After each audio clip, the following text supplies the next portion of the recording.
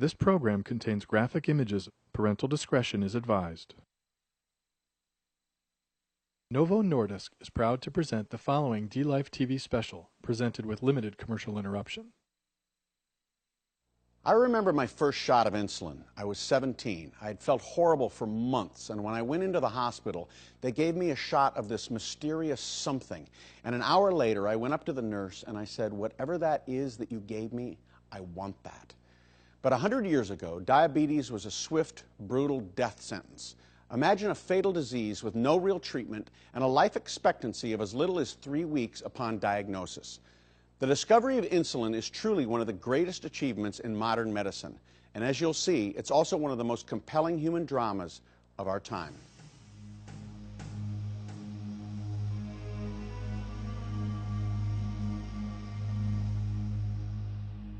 Diabetes, as you know, has been around and known for about 2,500 years. And yet insulin has been around for perhaps 100 years.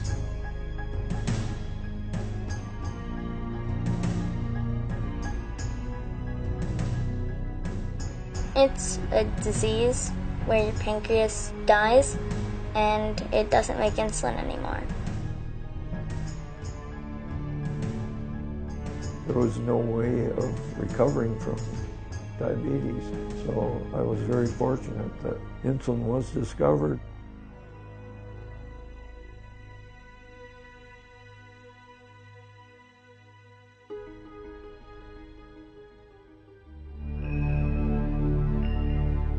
For nearly 3,000 years, cultures around the world have tried to define diabetes.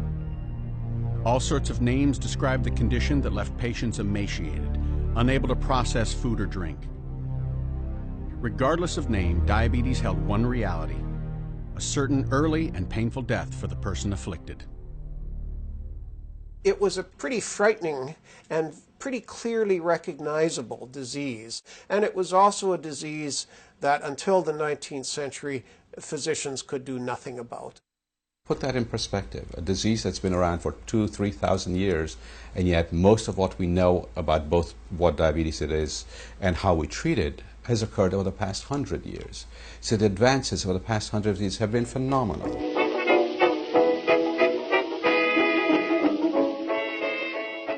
By the late 1800s, industrial progress offered countless improvements to the way people lived, but none of them changed the brutal realities for sufferers of diabetes. Medical researchers all over the world struggled just to define, let alone cure, this devastating disease. In 1889, Oskar Minkowski discovered that if you took the pancreas out of a dog, it instantly developed severe diabetes and quickly died. Minkowski discovered that the pancreas has two functions: to aid digestion and to produce the hormone that regulates blood sugar. The speculation was that there was maybe something being made in the islets of Langerhans that was the mysterious something. The mysterious something was insulin, and as the world moved faster, doctors around the globe raced to unlock its secrets. Each new discovery was a small step that other researchers could build upon, but despite this progress, little changed in diabetic treatment. By the dawn of the 20th century, doctors were still prescribing all sorts of diets to keep people with diabetes alive.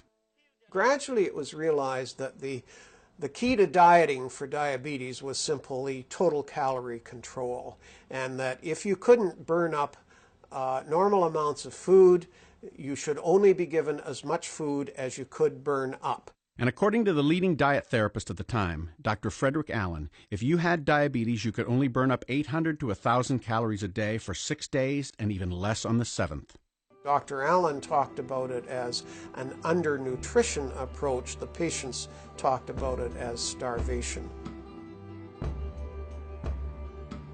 Very few patients were able to stay alive an extra year or two, buying time, desperately hoping that before you starve to death, something better will turn up. When World War I arrived in 1914, it consumed all available resources. There was no money left for the medical researchers racing to find an effective treatment. And patients continued to waste away. Alan and the other doctors had said to the patients, hold on, hold out as long as you can, because as long as you're alive, there's hope. There was no treatment in sight, and diabetes continued to ravage its victims, sometimes striking even the most privileged of people. A little Elizabeth Hughes became diabetic in 1918. Her father, Charles Evans Hughes, was a great figure in American political history. He ran for the presidency. He served as Chief Justice. So the Hughes are right at the top of American society. But whatever the family's stature, Elizabeth's parents had a daughter with diabetes. They brought her to Dr. Allen, who immediately put her on his famous diet. She started dieting about early 1919. She was 12 years old, weighed 75 pounds. By late winter of 1921, her weight was in the low 50 pounds, and for weeks on end, she would be held to 350 to 400 calories a day. I'm quite sure that's everything. My diet is going beautifully, as usual. And the way things look now, I'm sure Dr. Allen, when he does see me, will have a good report to make. I'm gaining in strength. Elizabeth Hughes became the prize case, a well-disciplined little girl who followed her diet absolutely to the letter, except once at Thanksgiving. She snitched a piece of turkey skin and was caught and bawled out and never did it again.